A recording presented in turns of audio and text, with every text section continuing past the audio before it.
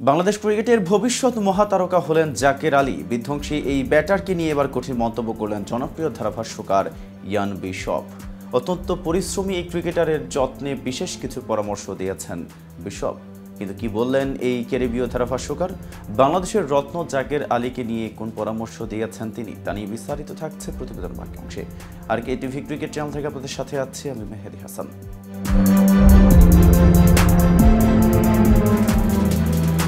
পুরো সিরিজের মতো মাহমুদুল হাসান জয় আরও একবার ব্যর্থ হয়ে প্যাভিলিয়নে ফিরলেন।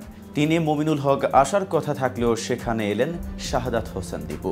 ব্যাটিং অর্ডারে প্রমোশন পেয়ে ওয়েস্ট ইন্ডিজের পেসারদের কাউন্টার অ্যাটাক করলেন তরুণ এই ব্যাটার। সাদমান ইসলাম, মেহেদি হাসান মিরাজ, লিটন দাসও হাঁটলেন দীপুর সেই দেখানো পথে। দীপুর আক্রমণাত্মক ব্যাটিংয়ের পর আর পেছনে ফিরে তাকায়নি বাংলাদেশ। সাবাইনা পার্কে দ্বিতীয় ইনিংসে সফরকারীদের ব্যাটিংয়ের পুরো চিত্রটা অবশ্য জাকেরকে ঘিরে। প্রথম টেস্টে ওয়েস্ট ইন্ডিজের পেস আগুনে পুড়ে ছারখার হয়েছিল বাংলাদেশের ব্যাটাররা। জ্যামাইকাতেও এমন কিছুই চেয়েছিলেন স্বাগতিকদের সহঅধিনায়ক জোশুয়া ডি সিলভা।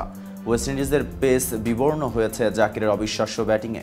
বাংলাদেশের ব্যাটারদের সবচেয়ে বড় দুর্নাম টেল এন্ডারদের সঙ্গে নিয়ে প্রত্যাশিত ব্যাটিং করতে না পারা।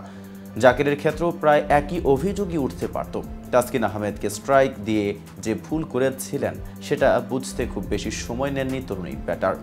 বাকিদের নিয়ে জাকের একাই টানে বাংলাদেশকে হাফ সেঞ্চুরি পেরিয়ে 4 ছক্কায় স্বাগতিক বোলারদের তুলোধনা করেছেন তিনি। পুল হুকে বল ফেলেছেন সীমানার ওপারে। পরিস্থিতি বিবেচনায় জাকেরের 91 রানের ইনিংস তাই সেঞ্চুরির চেয়ে বেশি কিছু। টেস্ট সিরিজে দুর্দান্ত খেলা জাকেরের প্রশংসা করেছেন ইয়ান বিশপ। জনপ্রিয় ক্রিকেট ধারাভাষ্যকার বলেন, অনেক ক্রিকেটারই আছে যারা ছোটখাটো গড়নের। জাকের আলী দেখিয়েছে তার হাতে পাওয়ার আছে, সে ছক্কা মারতে পারে।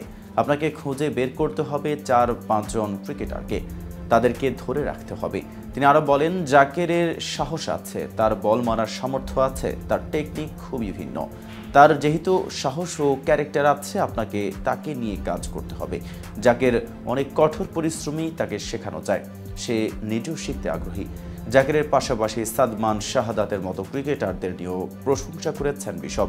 তাদের নিয়ে লম্বা সময়ের জন্য চিন্তা করতে বলেছেন জনপ্রিয় এই ধারাভাষ্যকার। বাংলাদেশের বর্তমান উত্থান পতনটা পার করতে পারলেই দারুণ কিছু হবে বলে মনে করেন তিনি।